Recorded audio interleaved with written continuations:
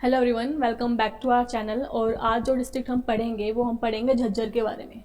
जो पुराने स्टूडेंट्स हैं उनको पता ही होगा कि हमारी एक सीरीज़ चल रही है हरियाणा जीके की, जिसमें हम पढ़ रहे हैं जो भी आने वाले एग्जाम्स हरियाणा की सीईटी हो गया, एवरेज टेट हो गया, या जो भी आने वाले एग्जाम है जहाँ पे हरियाणा जीके पूछा जाता है, सिविल्स के एग्जाम्स हो गए, तो उसके लिए ये चीज़ बहुत इंपॉर्टेंट रहने वाली है।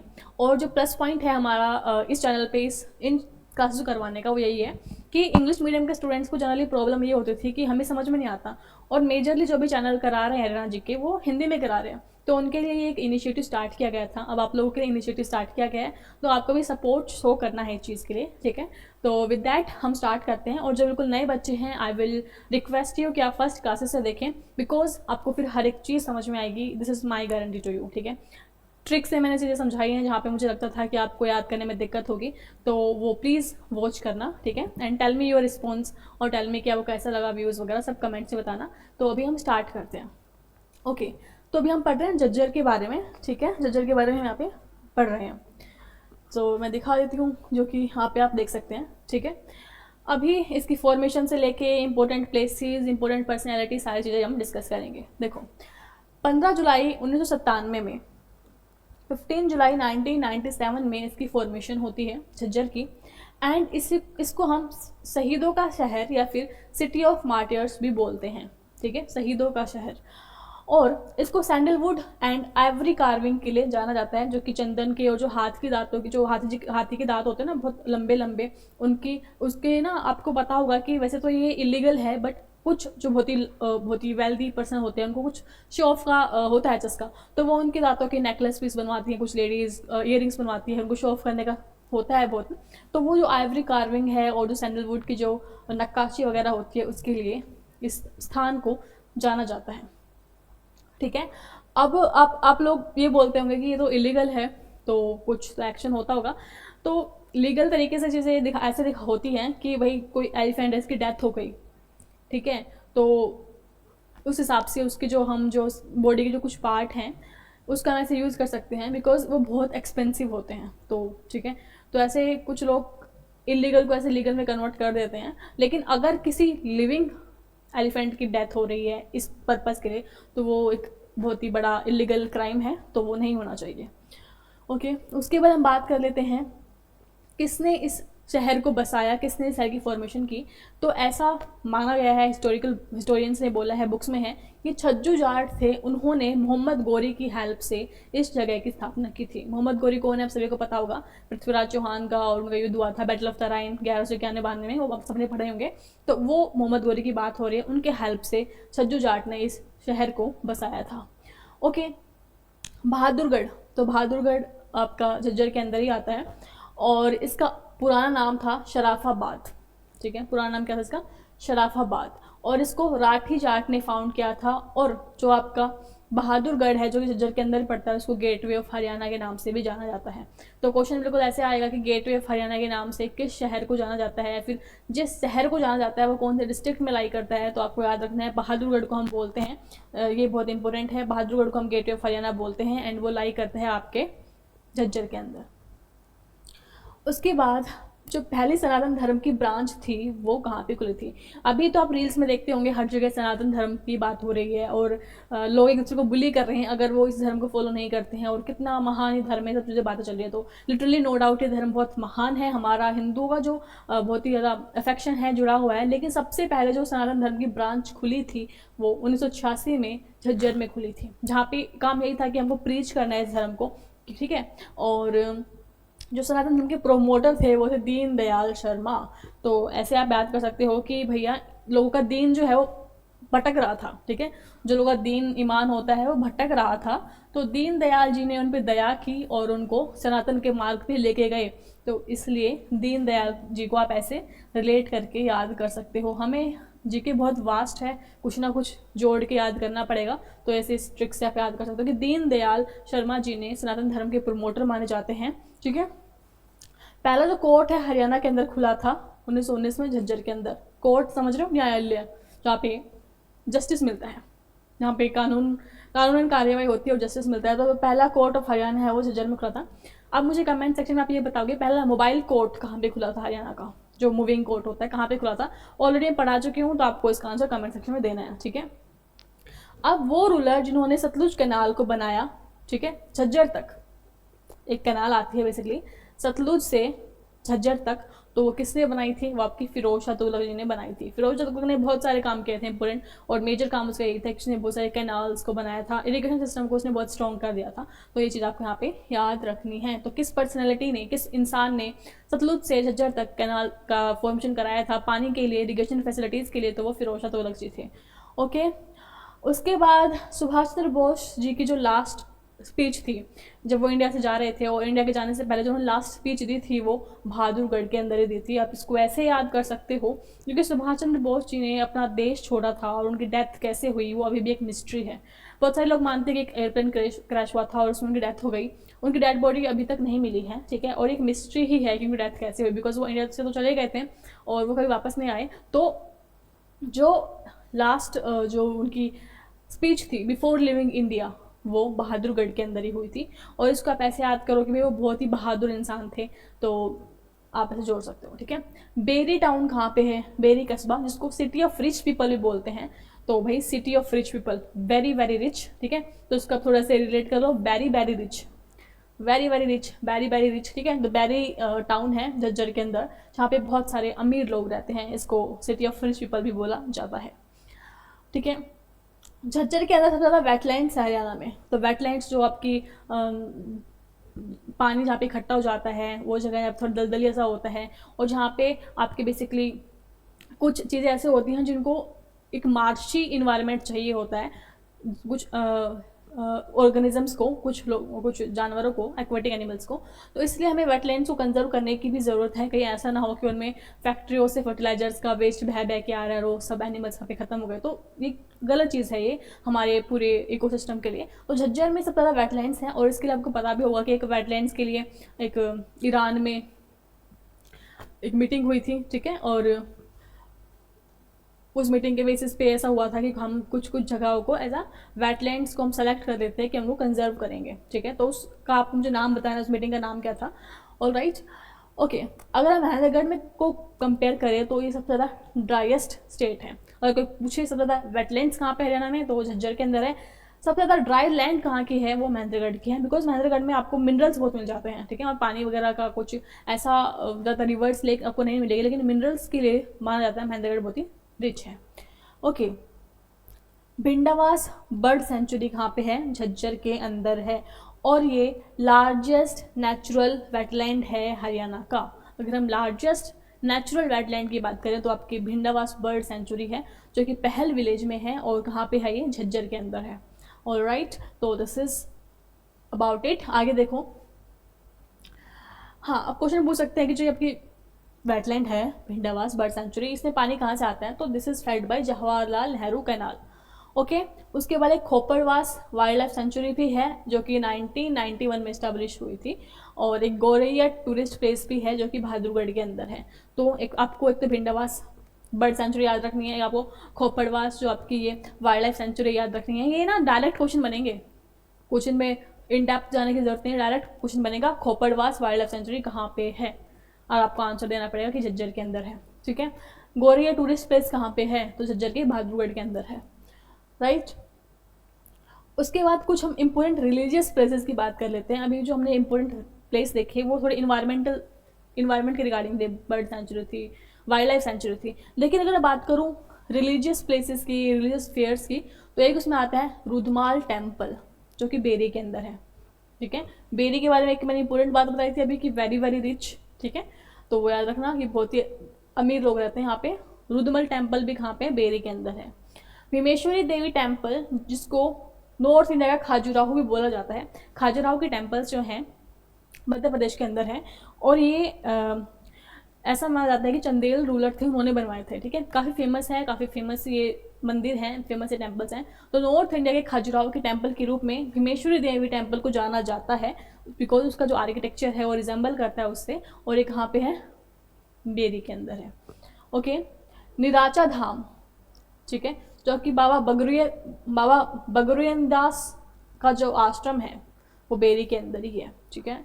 सो भाई बहुत सारे बाबा लोग होते हैं, जैसे कि आपका सिरसा में भी बाबा राम रहीम करके उनका डेरा वगैरह था, तो ऐसे बहुत सारे बाबा होते हैं जो अपने आश्रम बनाते हैं, और कुछ लोग ये बहुत ज़्यादा फेमस आश्रम हो जाते हैं, तो वो आपको आते हैं, याद रखना है। तो जो आपके बाबा ब्रंगुया दास, सॉरी मुझे पता नहीं मैं सही इसको प्रोनाउंस कर रही हूँ नहीं, बट जो भी वहाँ के लोग हैं मुझे बताना क्या ऐसा प्रोनाउंसिएशन हुआ करेक्ट, ठीक है। तो जो आपके नीलाचल धाम है वो कहाँ पे है, बेरी के अंदर है, और बेरी के अंदर एक हॉर्स फेयर भी लगता है, ठीक है। ये इंपॉर्टेंट है, याद रखना, बिकॉज जनरली क्या होता है, कैटल फेयर लगता है, यहाँ पे आपकी भैंसें गाय वगैरह जाती हैं।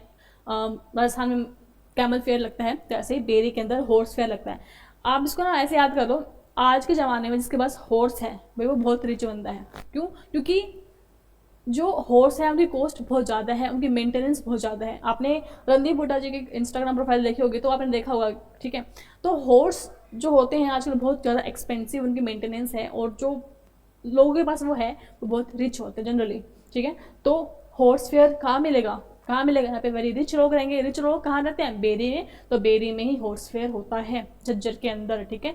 तो जो भी मैंने इंपॉर्टेंट बातें बताई है, भीमेश्वरी देवी टेम्पल कहाँ पे है, झज्जर के अंदर है। क्या इसका स्पेसिफिक पॉइंट था कि इसकी जो रिजेंबलेंस है, जिसका आर्किटेक्चर है वो रिजेंबल करता है कहाँ से, खजुराहो टेम्पल से। खजुराहो टेम्पल कहाँ पे है, मध्य प्रदेश के अंदर है, ठीक है। रुद्रवाल टेम्पल कहाँ पे है, बेरी के अंदर है, ठीक है।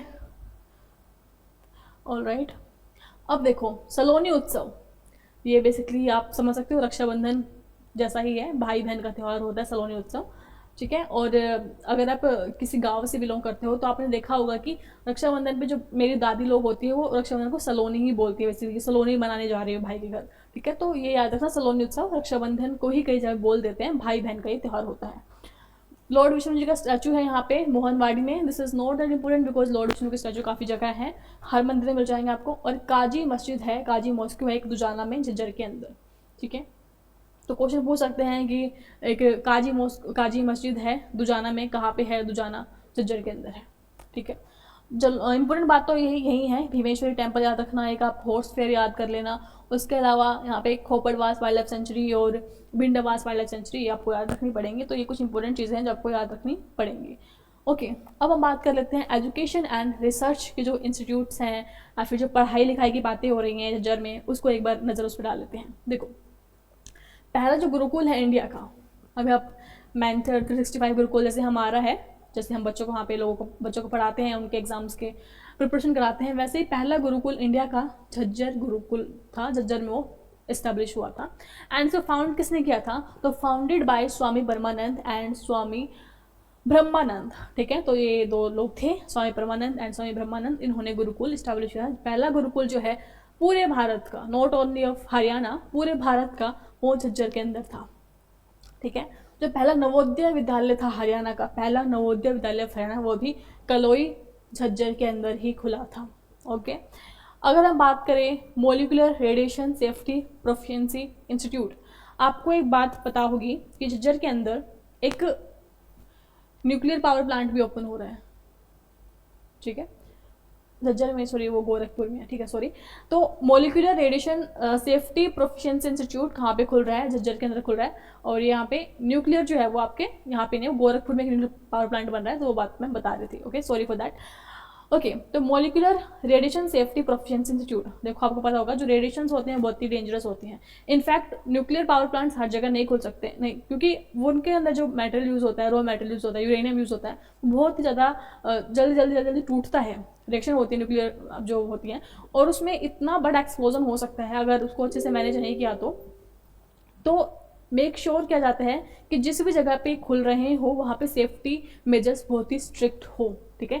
आपको भोपाल गैस ट्रेजेडी याद होगी, और कितना वहाँ पे नुकसान हुआ था, वो अभी तक लोग वहाँ से बढ़ नहीं पाए हैं। तो बहुत ही मतलब लोग ही अलाउ नहीं करते हैं ऐसे चीज़ों को कि नहीं हमारे आसपास मत खोलिए, हमारे यहाँ कुछ गड़बड़ हो गई तो लोग डेथ हो जाएगी, विकलांग हो जाएंगे, तो वो चीज़ें होती हैं। ऑलराइट, तो इनके लिए बहुत ही सेफ्टी करना बहुत ज़रूरी होता है, प्रोफिशिएंसी बहुत ज़रूरी होनी चाहिए। कोई भी ऐरा गहरा आके यहाँ पे काम नहीं कर सकता कि हम सिफारिश कर दें किसी की काम करो, नहीं, बहुत ही ज़्यादा स्ट्रिक्ट यहाँ पे रूल्स एंड रेगुलेशंस होने चाहिए। और उसी चीज़ को प्रोफिशिएंसी मेंटेन करने के लिए एक इंस्टीट्यूट यहाँ पे झज्जर में खोला गया है, तो इसको आप याद रखना। उसके बाद आता है पहला seismological centre of north India. Seismological earthquake से रिलेटेड होता है कि अर्थक्वेक्स आ रहे हैं तो उसको हम मेजर करते हैं सिस्मोग्राफ से, तो वही है पहला सिस्मोलॉजिकल सेंटर पूरे नॉर्थ इंडिया का, वो झज्जर में खोला गया है। ठीक है, एक फिशरीज एक्सीलेंस सेंटर भी खोला गया है, जिसमें कौन सा देश हमारी हेल्प कर रहा है, कोलाबरेट कर रहा है हमारे साथ, वो है आपका वियतनाम। ठीक है, तो ये मतन हाल के अंदर आपका ये फिशरीज जो एक्सीलेंस सेंटर है ओपन हो रहा है। और एक आर्टिस्टिक मीटिंग हाउस भी है दिघाल के अंदर। नॉट इम्पोर्टेंट, दो चीज़ें बहुत इंपॉर्टेंट है, एक तो आपके सिस्मोलॉजिकल और एक वो रेडिएशन वाला। उसके बाद देखो इंडस्ट्रीज एंड इंफ्रास्ट्रक्चर की हम बात कर लें कि कौन कौन सी मेजर इंडस्ट्रीज यहाँ पे है और इंफ्रास्ट्रक्चर है। तो biggest bus stand of Haryana जो है, बस स्टैंड जो सबसे बड़ा हरियाणा का है वो झज्जर बस स्टैंड है। ठीक है, तो ये इंपॉर्टेंट है। दूसरा, भाड़सा झज्जर के अंदर एक कैंसर सेंटर है और बहुत ही बड़ा कैंसर सेंटर है वहाँ पे।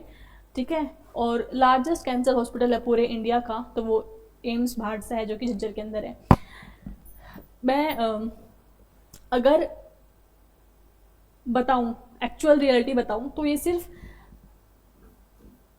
मेंशन करने के लिए ये चीज़ कि भाई बहुत बड़ा है, वहाँ पे आप जाओगे तो आपका बिल्कुल इलाज हो जाएगा, और जो फाइनेंशियली साउंड नहीं है वो जाके इलाज करा सकते हैं। बट ग्राउंड रियलिटी यहाँ पे ये है कि अगर आप आज गए हो, ठीक है, तो वो आपको 2 महीने के 3 महीने बाद की डेट दे देंगे। और आप समझ सकते हो जो कैंसर पेशेंट होता है उसमें कितनी जल्दी म्यूटेशंस होती हैं, और इतना टाइम तो होता ही नहीं पेशेंट के पास। ठीक है, वो फिर 2-3 महीने के बाद बुलाते हैं, उस टाइम से भी ट्रीटमेंट स्टार्ट हो जैसी गारंटी नहीं होती। फाइल्स बनाएंगे आपकी, ठीक है, फाइल बनाएंगे, उसके बाद आपके फर्दर चीज़ें बोल देंगे। मैं जाती हूँ, मैं गई थी इस हॉस्पिटल में, और वहाँ पे कोई बहुत ही भाई वहाँ पे सारे जो फाइनेंशियली साउंड नहीं होते वही लोग जाते हैं। तो कोई पेशेंट आया था और काफ़ी हो सकता है भाई वो काफ़ी मतलब फाइनेंशियली वीक लग रहे थे। तो जो रेडिएशन थेरेपी लगती है कैंसर के अंदर, उसकी कॉस्ट काफ़ी होती है, 1 लाख के आसपास होती है। तो उनको बोला, उनको 6 महीने की डेट दे दी आगे की कि 6 महीने बाद मिलेगा। 6 महीने तक कोई कैंसर पेशेंट वेट नहीं कर सकता, बिकॉज अगर वो ट्रीटमेंट ना मिला ना कैंसर पेशेंट को तब की तब, तो बहुत चीज़ें वर्स हो सकती हैं, बहुत ज़्यादा गड़बड़ हो सकती है। और 6 महीने की बात की उन्होंने डेट दे दी। और जब उस पर्सन ने ऐसा बोला कि इतने टाइम तक तो भाई हमारा पेशेंट है, उसकी डेथ भी हो सकती है, नहीं दर्द, बहुत दर्द होता है कैंसर पेशेंट को, ट्रस्ट में बहुत दर्द होता है। ठीक है, तो उन्होंने बोला कि आप बाहर से करा लो। अगर वही वो बाहर से करा सकते तो यहाँ पे क्यों आते। और ये एक पैटर्न देखा मैंने वहाँ पे, मैं 2-3 बार गई वहाँ पे, और ये पैटर्न था वहाँ पे कि हर बंदे को 4-5 महीने 6 महीने की डेट दे देंगे।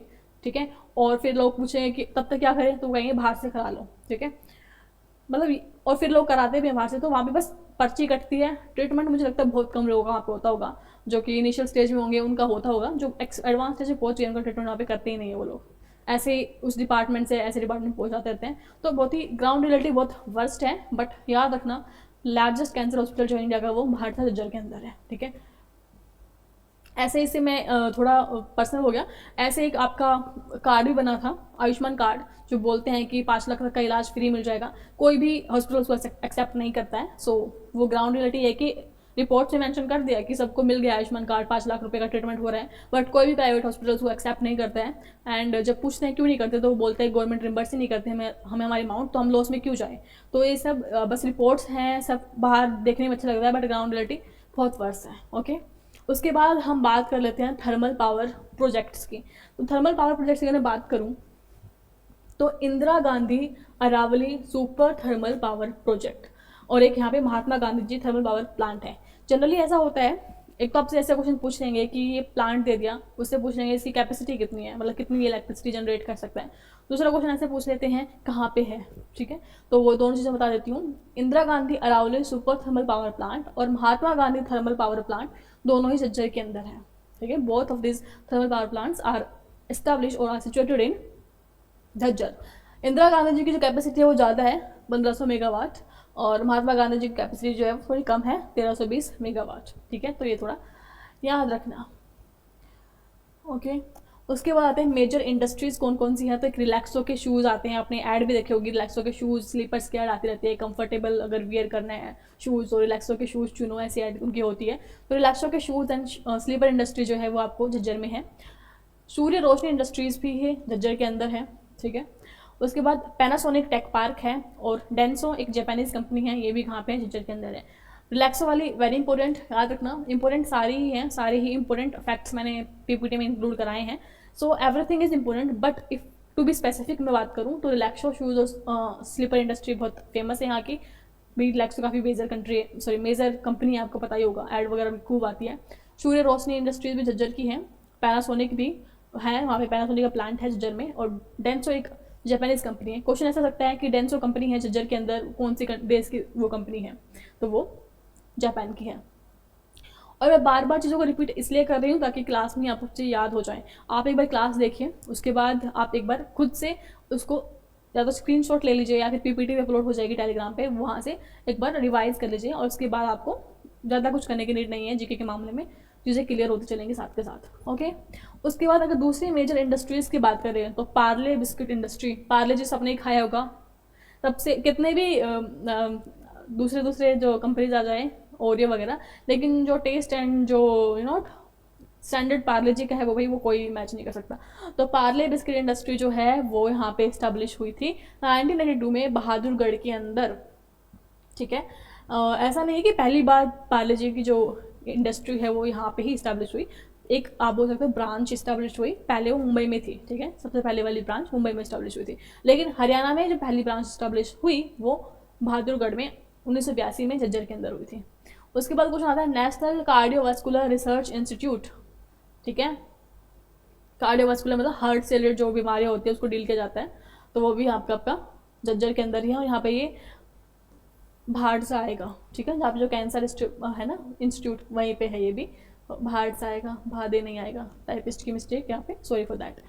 उसके बाद सबसे ज़्यादा इलेक्ट्रिसिटी प्रोडक्शन किसी डिस्ट्रिक्ट में होता है तो झज्जर है। और मैंने आपको बताया अभी दो थर्मल पावर प्लांट्स बताए थे मैंने यहाँ पे। ठीक है, तो थर्मल पावर प्लांट क्या करते हैं, इलेक्ट्रिसिटी ही जनरेट कर रहे हैं। ठीक है, तो सबसे ज़्यादा अगर किसी डिस्ट्रिक्ट में इलेक्ट्रिसिटी प्रोडक्शन हो रहा है तो वो आपका झज्जर है। ओके, अभी हम बात कर रहे थे कुछ नोटेबल पर्सनैलिटीज़ के, यहाँ पे कुछ इंपॉर्टेंट पर्सनस जो यहाँ पे हैं। मैं एक बार पानी पी लेता हूँ, थोड़ा वेट कीजिए प्लीज़।